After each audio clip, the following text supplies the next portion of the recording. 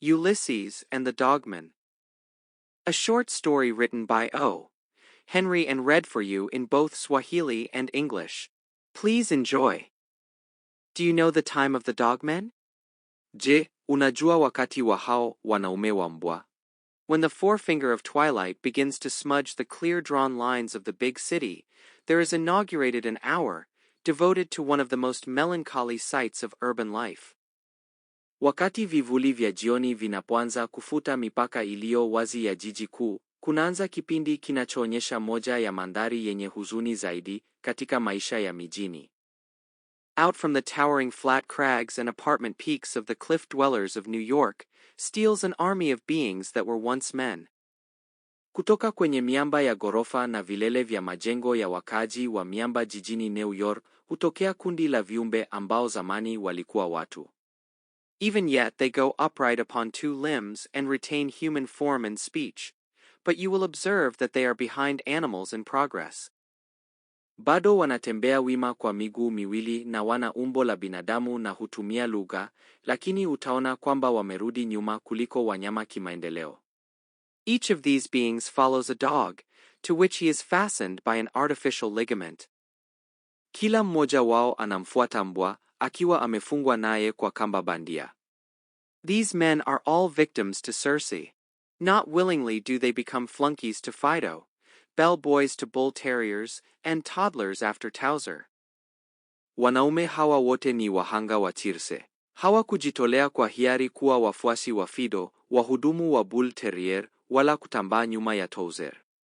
Modern Circe, instead of turning them into animals, has kindly left the difference of a leash between them. Circe wa kisasa, badala ya kuwageuza wanyama, amewaacha wakiwa wameunganishwa na kamba tu kati yao. Every one of those dogmen has been either cajoled, bribed, or commanded by his own particular Circe to take the dear household pet out for an airing. Kila mmoja wa hawa wanaume wa mbwa amedanganywa, kununuliwa, au kuamriwa na Circe wake kumtoa kipenzi cha nyumbani apate hewa. By their faces and manner, you can tell that the dogmen are bound in a hopeless enchantment. Unaweza kuona usoni na katika tabia zao kwamba wanaume hawa wa mbwa wamefungwa katika uchawi usio na matumaini. Never will there come even a dog catcher Ulysses to remove the spell. Hata mteka mbwa Ulysses hatakuja kamwe kuondoa laana hiyo. The faces of some are stonily set. They are past the commiseration, the curiosity, or the jeers of their fellow beings. Nyuso za wengine zimeganda kama jiwe. Wamepitwa na huruma, udadisi, au kejeli kutoka kwa watu wengine. Years of matrimony, of continuous compulsory canine constitutionals, have made them callous. Miaka ya ndoa na ya kutembea mbwa kila siku bila hiari imewafanya wawe wazito wa hisia.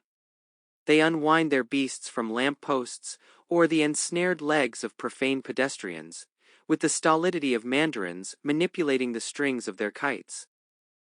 Wanawavua wanyama wao kutoka kwenye nguzo za taa au miguu ya wapita njia waliokwama, wakiwa watulivu kama viongozi wa zamani wakiburudika na vimandege vyao.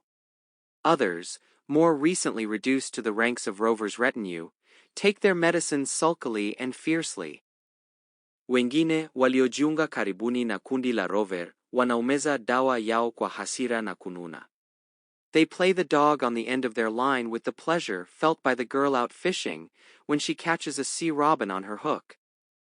Wanashughulika na mbwa wao aliyepo mwisho wa kamba kama msichana anayevua samaki anapokamata samaki asiyependwa kwenye ndoano yake.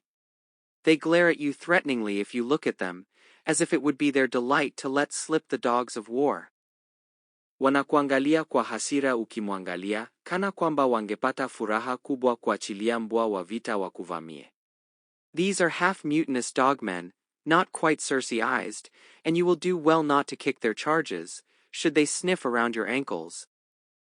Hawa ni wanaume wa mbwa waliokaribia kuasi, bado hawajatekwa kabisa na Circe, na itakuwa busara kutowapiga mbwa wao hata wakikufuatilia kwenye miguu yako. Others of the tribe do not seem to feel so keenly. Wengine katika kundi hawaonekani kusumbuliwa sana. They are mostly unfresh youths, with gold caps and drooping cigarettes, who do not harmonize with their dogs. Hasa ni vijana wasiochangamka, wamevaa kofia za dhahabu na sigara zinaning'inia midomoni, wasioendana kabisa na mbwa wao.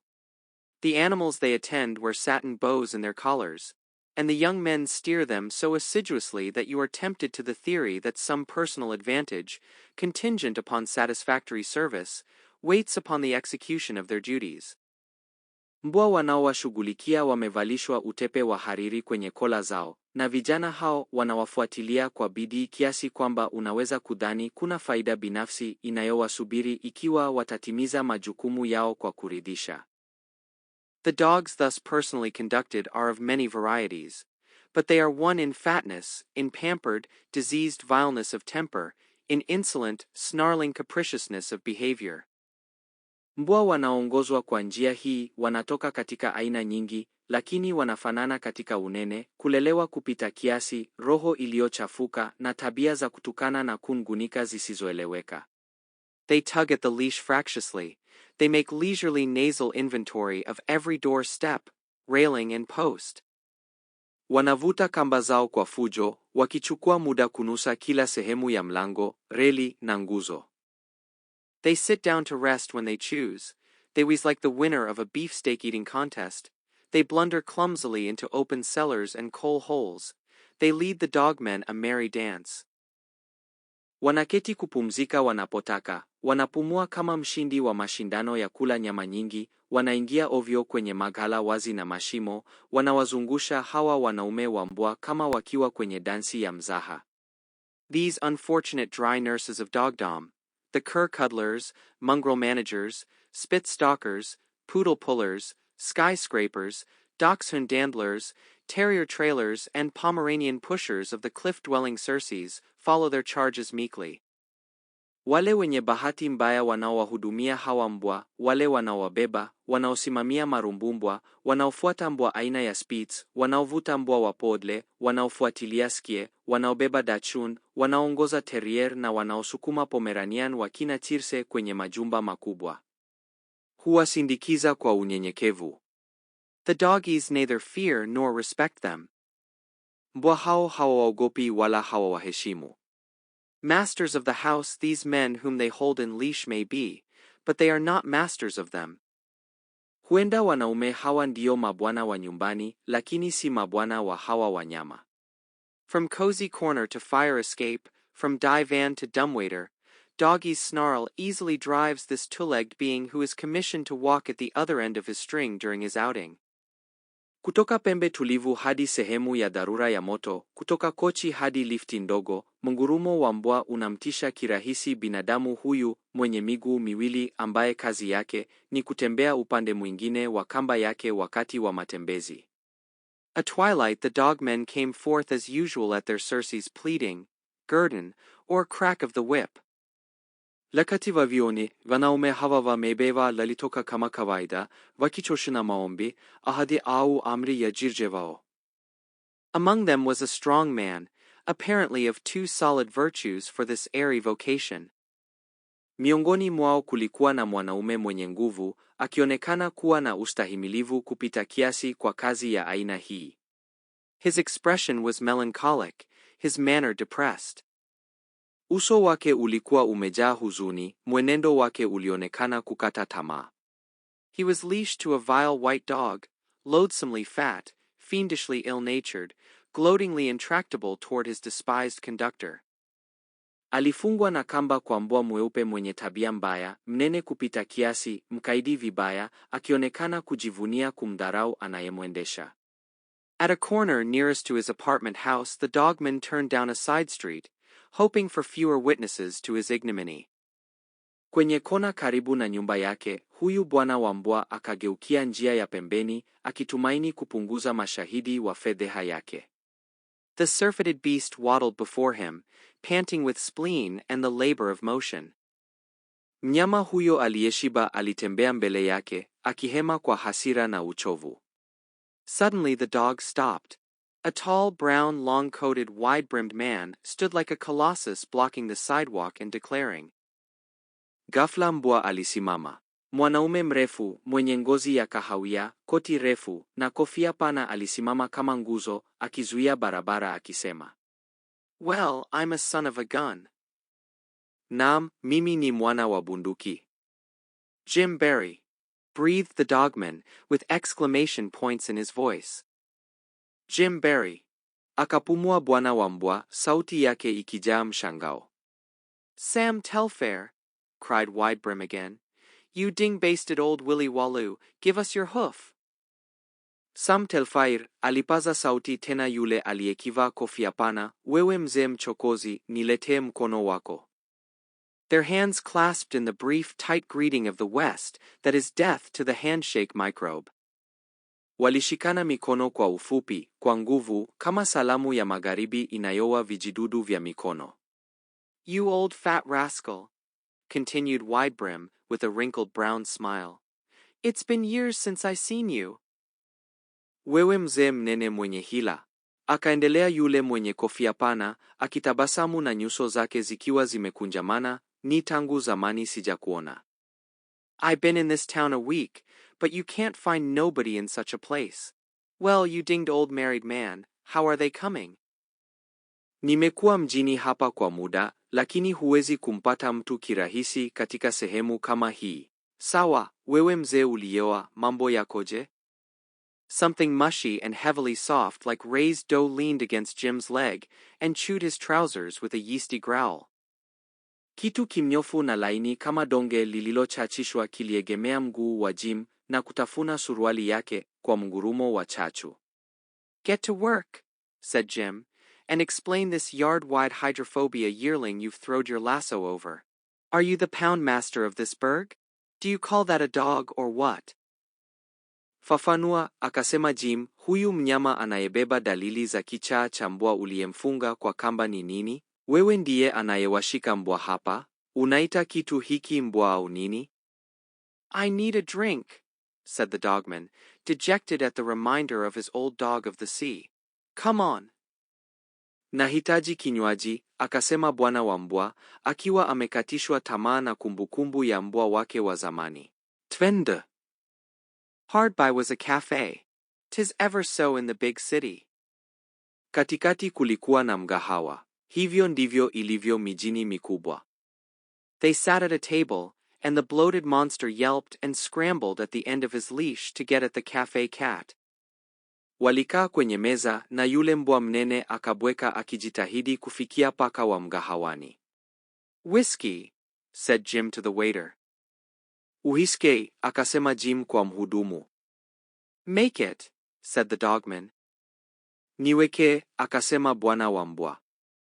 You're fatter, said Jim, and you look subjugated. I don't know about the East agreeing with you. Umenenepa zaidi, akasema Jim, na unaonekana kushindwa. Sijui kama hii pande ya mashariki imekukubali. All the boys asked me to hunt you up when I started. Sandy King, he went to the Klondike. Watson Burrell, he married the oldest Peter's girl. I made some money buying beeves, and I bought a lot of wild land up on the Little Powder. Going to fence next fall. Bill Rollins, he's gone to farming. You remember Bill, of course, he was courting Marcella. Excuse me, Sam, I mean the lady you married, while she was teaching school at Prairie View. But you was the lucky man. How is Mrs. Telfair? Wale marafiki wote waliniambia nikutafute nilipoanza safari. Sandy King, alienda Klondike. Watson Burrell alioa binti mkubwa wa kina Peters. Nilipata pesa kwa kununua ngombe, nikachukua ardhi pori huko Little Powder. Nimepanga kuiwekea uzio baadaye. Bill Rawlins ameanza kilimo. Unamkumbuka Bill alikuwa akimchumbia Marcella, samahani, Sam, na maanisha yule uliyemua wakati alikuwa akifundisha shule kule Prairie View. Wewe ulikuwa na bahati. By Telfair hajambo. SHHH, said the dogman, signaling the waiter. Give it a name. Shush, akasema bwana wa mbwa, akimuita mhudumu, leta chochote. Whiskey, said Jim. Uhiskey, akasema Jim. Make it, said the dogman. Niongeze, akasema bwana wa mbwa. She's well, he continued, after his chaser. She refused to live anywhere but in New York, where she came from. We live in a flat. Every evening I take that dog out for a walk. It's Marcella's pet. Yuko salama, akaendelea baada ya kupata kinywaji. Alikataa kuishi kwingine kokote isipokuwa hapa New York alikozaliwa. Tunaishi kwenye nyumba ya vyumba. Kila jioni namtoa mbwa yule matembezini. Ni kipenzi cha Marcella. There never were two animals on earth, Jim, that hated one another like me and that dog does. His name's Lovekins. Marcella dresses for dinner while we're out. Jim, hakuna viumbe wawili duniani wanaochukiana kama mimi na huyu mbwa. Anna itwe Lovekins. Marcella huvaa nguo za chakula cha jioni sisi tukiwa nje. We eat table d'hote. Ever try one of them, Jim? Tunakula table d'hote. Umewahi kujaribu hayo, Jim? No, I never, said Jim. I seen the signs, but I thought they said table d'hole. How does it taste? Hapana sija, akajibu Jim. Niliona mabango lakini nilidhani yanasema table d'hole. Linalaje ladha yake? If you're going to be in the city for a while we will. Kama utakuwa mjini hapa kwa muda tuta. No, Sir EE. I'm starting for home this evening. Like to stay longer but I can't. Hap Anna, ndugu. Ninaondoka kwenda nyumbani jioni ya leo. Ningependa kukaa zaidi, lakini siwezi. I'll walk down to the ferry with you, said the dogman. Nitakufuatilia hadi gati la kivuko, akasema bwana wa mbwa. The dog had bound a leg each of Jim and the chair together, and had sunk into a comatose slumber. Mbwa alikuwa amefunga mguu wa Jim na kiti pamoja, kisha akaingia usingizini midhili ya mtu asiyejitambua. Jim stumbled, and the leash was slightly wrenched. The shrieks of the awakened beast rang around. Jim alijikwaa na kamba ikavutwa kidogo. Ukelele wa mnyama aliamka ulisikika kote. If that's your dog, said Jim, when they were on the street again, what's to hinder you from running that habeas corpus you've got around his neck over a limb and walking off and forgetting him? Kama huyo ni mbwa wako, akasema Jim walipokuwa mtaani tena, nini kinachokuzuia kumtundika huyo kamba shingoni mwake kwenye tawi la mti, ukatembea zako na kumsahau? I'd never dare to, said the dogman, awed at the bold proposition. Siwezi kuthubutu, akasema bwana wa mbwa, akiwa ameingiwa na hofu juu ya wazo hilo lenye ujasiri. He sleeps in the bed, I sleep on a lounge. He runs howling to Marcella if I look at him. Some night, Jim, I'm going to get even with that dog. Yeye hulala kitandani, mimi hulala kwenye kochi. Akinikodolea macho tu hukimbia kwa Marcella akilia. Usiku fulani, Jim, nitamlipizia kisasi huyo mbwa. I've made up my mind to do it. I'm going to creep over with a knife and cut a hole in his mosquito bar so they can get into him. See if I don't do it. Nimepanga kabisa kufanya hivyo. Nitanyemelea na kisu, nikate tundu kwenye neti lake la mbu ili wamwingilie. Utaona tu kama sitafanya. You ain't yourself, Sam Telfair. You ain't what you was once. I don't know about these cities and flats over here. Esivo, Sam Telfair, Esayul yuli ekiwa zamani. Sijui haya miji na majumba haya yamekukarabati vipi. With my own eyes, I seen you stand off both the Tillotson boys in Prairie View with the brass faucet out of a molasses barrel. Nikiwa nimefungua macho yangu mwenyewe, nilikuona ukiwazuia wale wavulana wa Tillotson kule Prairie View kwa bomba la shaba kutoka pipa la molasi. And I seen you rope and tie the wildest steer on Little Powder Inn. Na nilikuona ukiutega na kufunga ngombe mkali kabisa kule Little Powder. I did, didn't I? Said the other, with a temporary gleam in his eye. Ndio, nilifanya hivyo, sivyo? Akasema, macho yake yakimulika kwa muda. But that was before I was dogmatized. Lakini hayo yalikuwa kabla sijatwaliwa na mbwa. Does Mrs. Telfair, began Jim. Bi Telfair, Jim alianza kusema. Hush, said the dogman. Here's another cafe. Ni amaza. Akasema bwana wa mbwa. Hapa kuna mgahawa mwingine. They lined up at the bar.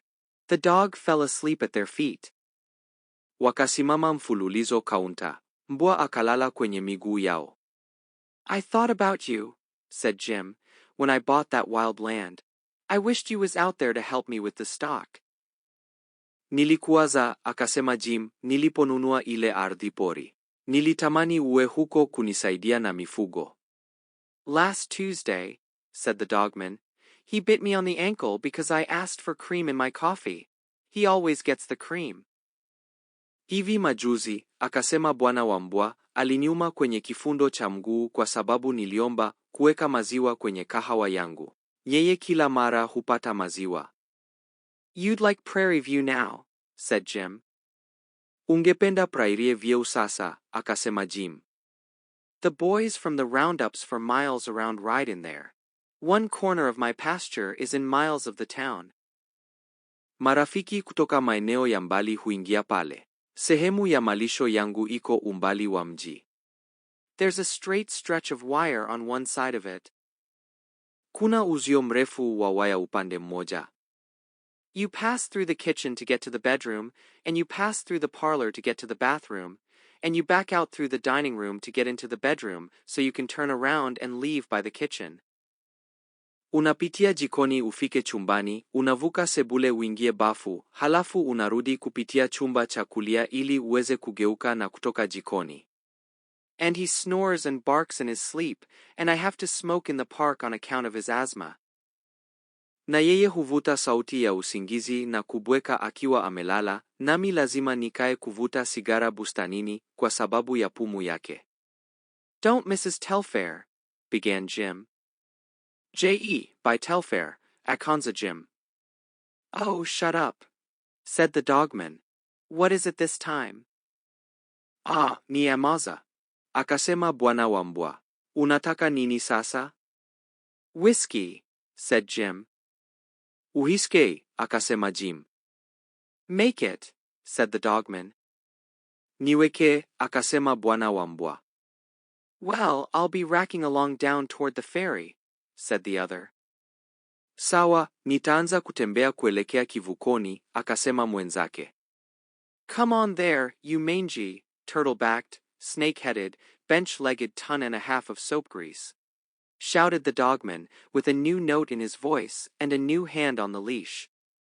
Njoo hapa, wewe mbwa mchafu, mwenye mgongo wa kobe, kichwa cha nyoka, miguu mifupi, uliyenona kama mafuta ya sabuni.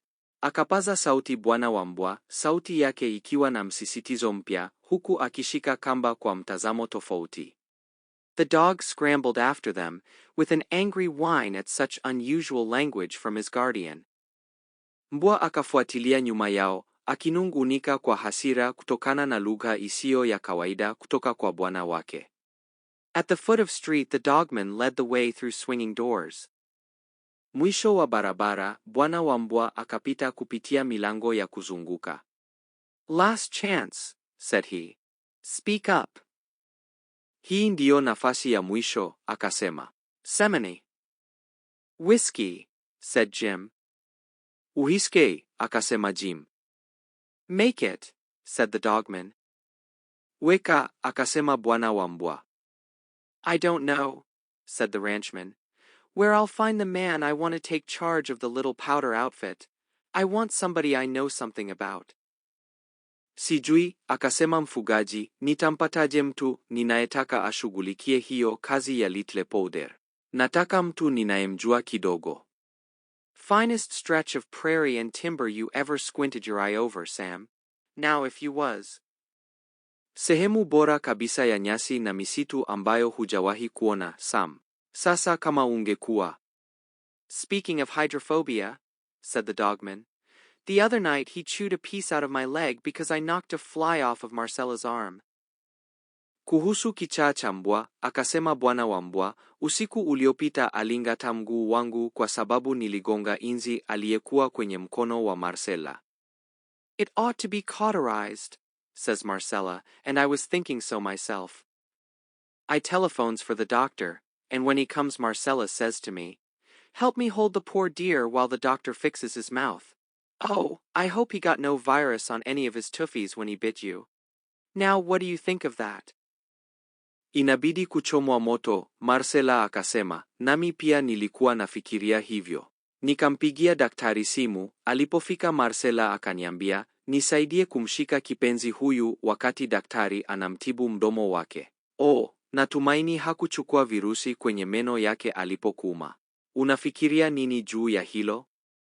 Does Mrs. Telfair, began Jim. J.E. by Telfair, akanza Jim. Oh, drop it, said the dogman. Come again. Ah, achana nayo, akasema bwana wa mbwa. Rudia leko. Whiskey, said Jim. Uhiske, akasema Jim. Make it, said the dogman. Niweke, akasema bwana wa mbwa. They walked onto the ferry. The ranchman stepped to the ticket window. Wakatembea hadi kivukoni. Mfugaji akasogea kwenye dirisha la tikiti. Suddenly the swift landing of heavy kicks was heard, the air was rent by piercing canine shrieks, and a pained, outraged, bow-legged pudding of a dog ran frenziedly up the street alone. Ghafla milio ya mateke mizito ikasikika, hewa ikajaa ukelele wa mbwa uliopenya, na mbwa mwenye miguu iliyopinda akakimbia barabarani peke yake, akiwa ameshtuka na kuumizwa. Ticket to Denver, said Jim. Tikiti ya kwenda Denver, akasema Jim. Make it, shouted the ex-dogman, reaching for his inside pocket. Niweke, akapaza sauti yule aliyekuwa bwana wa mbwa, huku akifikia mfuko wake wa ndani. The end. Thank you for listening, and please subscribe for more bilingual stories. Check our playlist section to find optimal listening material for your language learning. We wish you a wonderful day.